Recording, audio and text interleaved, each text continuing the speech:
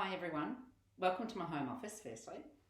So this is for educators, and I'm also going to post this on some international forums only because I see so much confusion around this. So we're going to talk about costings today and how you come up with this, how much do you charge kind of stuff. So I see it on a lot of the forums, and I get a lot of phone calls from educators who say things like, well, I don't know what to charge, this is what I do.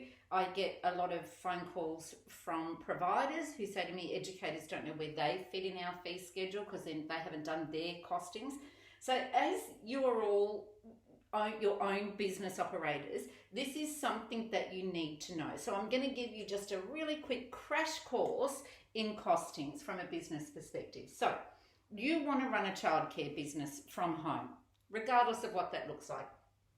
You've got to think about, okay, so you want to run childcare, right? Depending on the size of your house, how many children do you think that you can cater for? How much income do you need? What is it? So these are all questions that you need to have. So this is where we would say you need to have some kind of business planning in place, okay? Now, I know that I've put a link in here for our business plan, which gives you questions based on each stage of planning a business, what that should look like for you. So this is really, this is really useful for people reviewing their fees, or people starting out, or people who are thinking to themselves, is this really a viable business option for me? So this business planning tool will help you figure that out. So, okay, let's start at the start. Your mortgage or your rent or your cost, your overall cost for just that property is, so we'll just call it rent for argument's sake. So that rent is X per month, yes? So then you've got to look at, this is where your business planning comes in. Okay, so, you know, I want to do 2 days a week, or I want to do 3 days a week, or I want to do 5 days a week. I want to operate from 9:30 till 6:30. I only want to take babies. So you've got to think about, and it's already in your head. I don't care what you say, it's already in your head. What do you want? Are you better with preschoolers? Are you better with school-age children? Are you better with infants? Do you want a mixture of both? You kind of know what you want to do. So let's flesh out your goals first, and then we can finesse those, I suppose. So let's just say I live in this house and I want to have, my maximum in Australia is 7 children. So that means that I can probably, in this house, I can make that work. But let's just, for argument's sake, say I want 3 full-time children, okay? So I want 3 full-timers, and they will be between 0 and 5 years of age. So what do I need for that? So, and we're going to bring this back over here in a second. So, but what do I need for that? I need nappies or diapers, because I am posting this internationally. So I need nappies, I need art and craft, I need whatever. Anyway, we're going to get to that back here in a second. But in order for you just to open your business, this is what you need. So whatever your rent is, and then you decide, well, you know what? I live in this property for however many hours there is in a week, and a proportion of that is going to be my business. So that's where I live there for, let's say, I don't know, 100 hours, but a portion of my business is going to be 40 hours, okay? So that leaves you, 40 from 100, that leaves you 60. So this proportion is your 60 hours, okay? So 60 out of this cost would go to your business, to running your business. This is how much it's going to cost you. Then you've got to think about, okay, so am I going to drive these children to school or kinder or whatever that is? So then you've got your car expenses. So your car expenses are X. That includes your maintenance, your insurance, your petrol, all that sort of stuff. And then you proportion this number over to that annual, weekly, whatever you do. I personally, when I do costings, when I start with costings, I like to start weekly. That's just my personal preference. Some people do costings annually, some people, whatever. Just for me as a thought process, I always start weekly. Okay, so we go car, X amount of, so that costs you X of dollars.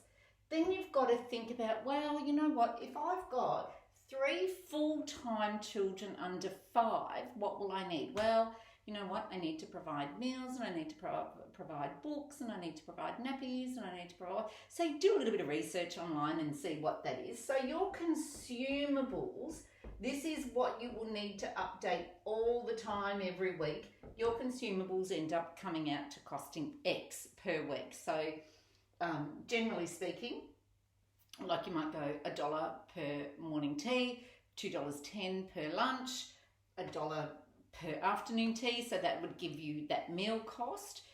You've got to look at that. Are you going to make muffins? Are you going to do whatever?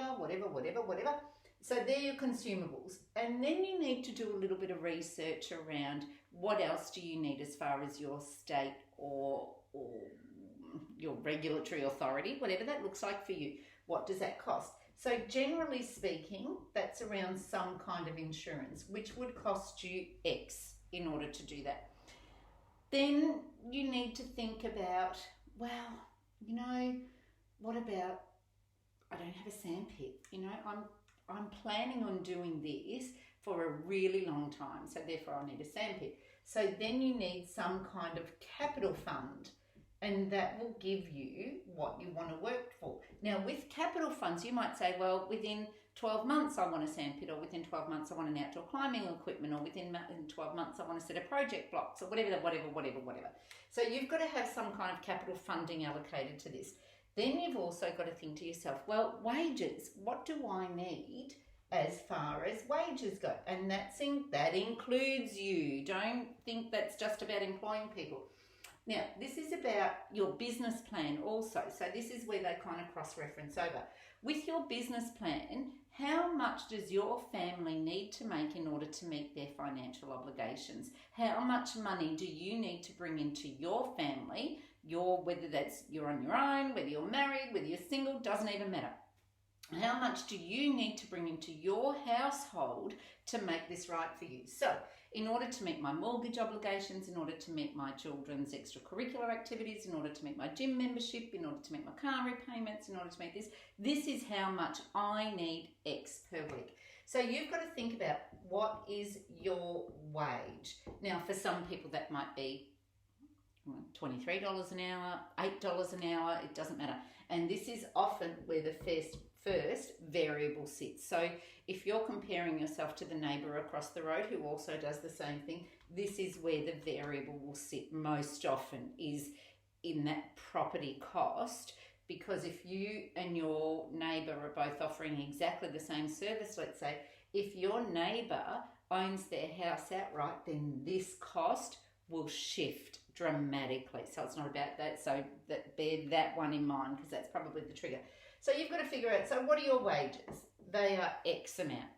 So when you add up all of your X's, you need to break even X amount of dollars. That's just giving you like your basic wages. It's covering your costs. Then you've got to add whatever percentage you want on top of that. Now, depending on where you sit, where you are, what your market's like, all those sorts of things, that could be anything up to 30%. So you add, this is your X, so it's $100. So your X to operate could be $130, and that includes your profit margin, right? Okay, so that's what that looks like now. So then you've got to decide, well, I can take 3 full-time children. 3 full-time children by $130 is whatever that is. I'm not going to do numbers for you, but that is your fee. Whatever that is. Now, this is where it's this fee then that we develop your marketing strategy on. So, as I said before, your neighbour may own their house outright, so you can't compete with them. They've got no overheads at all as far as the property goes, aside from rates and insurance, whatever. We're not going to go that far into it. So this is where that sits now. So we've got to target your market. What is it that you bring to this? So firstly, if you look at this and you go, oh, this is just financially, this is not going to work for me, then go and look for a job elsewhere. Oh my God, this is not going to do whatever, then go and look for a job elsewhere. If you get to this point and you go, you know what, this is kind of viable, I reckon I can make this work, then we look at your marketing strategy. That is where we unpack who you are and what you need to bring. You're not competing with your neighbour all the time. Yes, we have to do some marketing exercises. Absolutely we do. But doesn't mean that you're in direct competition with your market, with your neighbour. Okay, so hopefully that makes sense. So this is the introduction to costings. It is a worthwhile exercise to figure out where you are, and then we'll get to this marketing stuff as we go, but that's currently how we do this. Don't compare yourself to other people when you're working out your costings. It either works for you or it doesn't. Anyway, so I'm going to share this around to everybody just to make sure that that people have got this fundamental understanding of what to do. So I'm going to put some links in. Let me know if you want anything. Get in touch. Good luck. Good luck. Hopefully I'll see you around. See ya. Bye.